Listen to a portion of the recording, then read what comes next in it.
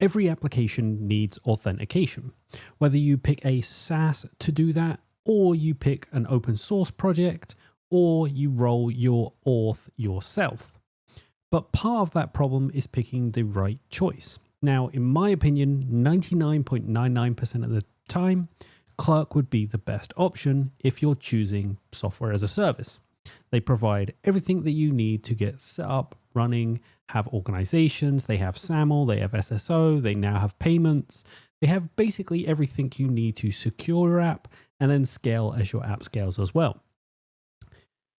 Now for Unkey, we used Clerk in the beginning, and this was really great. We quickly stood up our authentication layer and we were easily able to track all of the analytical data we wanted, and we also were able to provide organizations. However, Unkey is an open source project, and with that came a lot of contributor friction because they had to stand up their own version of Clerk. They also had to make sure organizations were set up, Google Auth was set up, GitHub was set up, and also Magic Auth was all set up and ready to go. So this year, we actually went through and made an auth abstraction layer that takes care of this. But with this, we actually had to leave Clerk to make this a possibility. So let's talk about how we got here, our requirements for our authentication, designing the auth abstraction layer, and we can talk about that in quite a lot of detail. Some of the challenges we came up with, the lessons that we learned, and also some other tidbits along the way.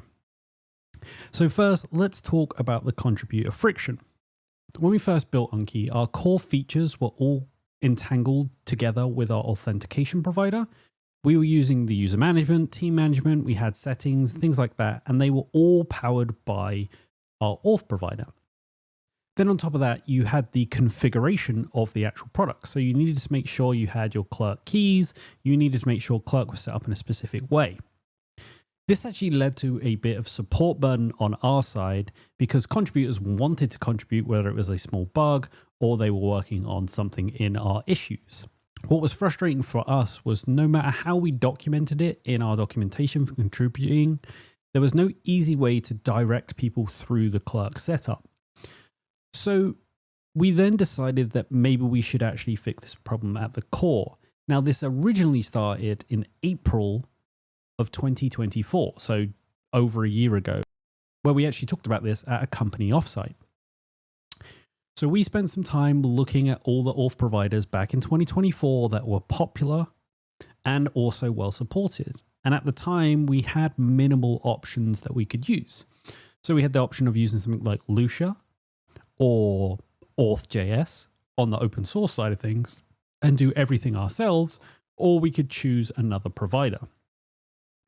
Now, my main concern was making sure that we could actually put the burden of our user management on an actual software as a service versus doing it in-house. Now, this could be changed over time, but we at the time decided that was the best option. I've never really wanted to roll our own auth or use a third-party library that was open source to do it all and store all the user data in our database. So what were the requirements for this? Well, we needed a well-supported software as a service that had really good security. We needed enterprise-ready features such as SSO, SAML, and potentially other enterprise auth in the future. We also needed organizations because the core of Unkey is built on workspaces, and you can invite team members to that workspace if you're on a paid tier. And we also needed scalability. So the more users we have, we don't want to be like, oh, this is, too much for their system to handle. But then on the other side of that, we actually wanted a developer experience when you were contributing or building locally that required zero setup. So what we wanted to do was essentially have you clone the repo, type pnpm local, and then everything was taken care of. So we needed to keep our local auth completely in memory with a single user, a single workspace. We needed to make sure that our local development should work offline and be unaffected by third-party outages or service degradation. And we also needed consistent behavior of what was actually happening between local and also in production.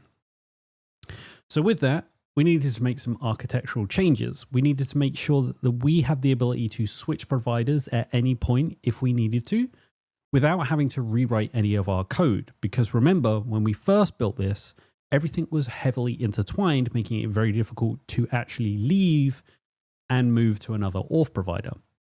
We also needed clear separation of auth logic from actual business logic. And then we needed a way to make testing super easy and also have incredibly minimal lock-in so that if we decided we ever wanted to move from an auth provider to another one, it was as easy as migrating to the new service and then standing it up. But with all these changes, it actually makes it incredibly easy for someone to self-host the Unkey project using a provider of their choice. So let's talk about the actual abstraction layer, and I'm going to show you a big diagram that I've drawn, and we can talk through how it works today, and then we'll talk about some of the challenges of actually building this out. So here we have my kind of okayly drawn diagram that shows kind of how the auth abstraction layer works today, and it's very simplified, and you can go and look at the source code of our auth abstraction layer, but this is basically how it works. So we have a user here. They enter their email to sign in, for example. They sign in via email, and the provider is WorkOS.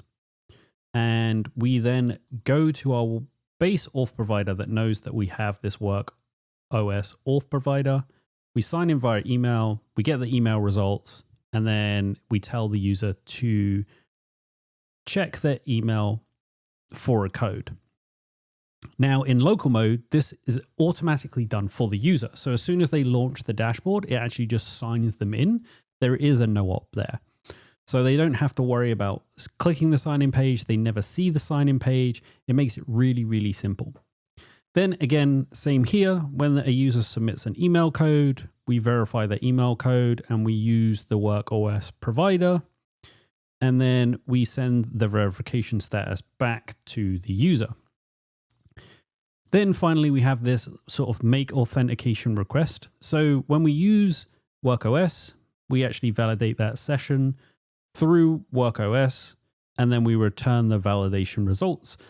And if the session is valid, then the user can make whatever request it is. And that's usually things like updating a key, creating a key, navigating the site, all those kinds of things.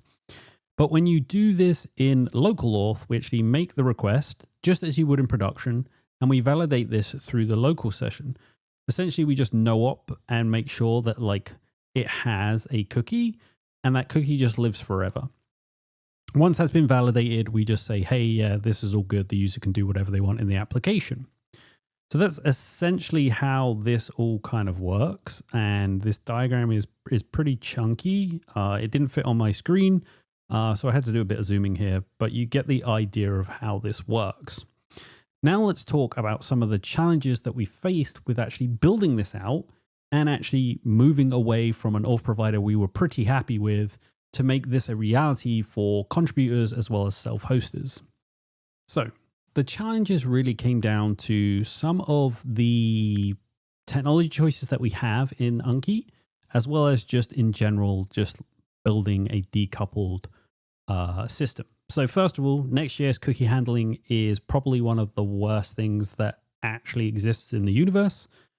Between server components, client components, API routes, ensuring consistent cookie access and management required really careful planning. We had to create some specialized utilities to handle cookies and make sure that that was done in a way that context could handle it regardless of where it was. Which initially we didn't anticipate to happen. And it did take a long time for us to actually build this out. And there was a lot of debugging, trying to figure out why some things would work sometimes when it didn't work. And then like why sometimes users would be fine and some users wouldn't be fine. And we actually shipped something to production originally that had a bug in it, which I'll talk about near the end. Session handling and caching is like something that we needed. And it was kind of tricky when using Next.js. And we need to kind of make sure that we weren't continuously refreshing user data and making sure that we were invalidating the cache and making sure that we didn't have stale stuff And this took like 2 or 3 attempts. And in the end, we actually removed a lot of Next.js based functionality and went back to using things like TRPC to handle a lot of this. Preventing duplicate auth calls. Now, this was a big problem. At one point where you would load like a page up, all of our components would end up calling and triggering auth checks alongside also middleware would check. And there was a whole bunch of unnecessary network requests. We ended up having to implement our own deduplication mechanisms to ensure that if several components asked who the current user were, we only made one call to the user check endpoints and made sure that that response was then handled, versus having every single component or every page ask 3 or 4 or 5, 6, 7 times who the user was. On top of that, we used middleware for some of our authentication, and it was mostly just to make sure that the user had a session before they hit the dashboard and then just redirected them if they didn't. And we needed to make sure that this actually worked locally as well as using an auth provider. And that took a long time to make sure that the middleware execution had the correct context and constraints, and also make sure that we could actually call to replace cookies or refresh cookies as needed. We also had decoupling of the product from the auth provider functionality. So we had to essentially strip a lot of the functionality we had built in, build those out, and then add them back into the application, but make sure they were at the level of the auth provider did this thing, and then the business logic did this thing, and they worked simultaneously or together or in whatever way we needed to do this. Because before we were doing a lot of it all together and business logic was also attached to our auth provider. And then obviously we needed to make consistent auth flows for both local auth and also our auth provider so that we could make sure that everything kind of worked exactly the same every single time, regardless of how you were using the Unkey product. So let's talk about one of the bugs that we had for a while that we actually didn't figure out until after we went to production.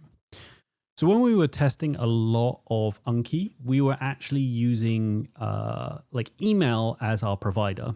So we weren't using Google Auth and we weren't using GitHub OAuth, which are both what we use on top of email as our like options for sign in and sign up. And one of the things that we actually missed, which is automatically handled in a lot of cases with other auth providers, and also depending on how you implement an auth provider, was refreshing the tokens that were provided by these auth providers. So for example, if you have an auth provider Google and you sign in, maybe that access token is only valid for 5 minutes. And then you have to make a call and then the session is invalid and you essentially just refresh all of those. So when we launched, we didn't have that refresh mechanism. We actually launched without it. And so we actually had to scramble after the fact because we had our production users being logged out after 5 minutes, or they would get stuck on a screen where everything would just continuously load because it couldn't refresh the token correctly, or if it tried to refresh the session, it would do it numerous times because every component at the time plus middleware was all requesting this data at the same time. So we ended up building that out and then sort of deduping everything at the same time. So we built out functionality to make that work. So in the end, that's how we moved from Clerk to an abstraction layer that allowed us to use both a production auth provider as well as being able to provide local auth for all of our contributors. Now, if you want to check out some of the code, I will drop a link in the description so that you can check out how we implemented our auth abstraction layer. And of course, if you have any questions, leave comments below. I read all of them, so I'll happily answer any questions. And until the next one, see ya.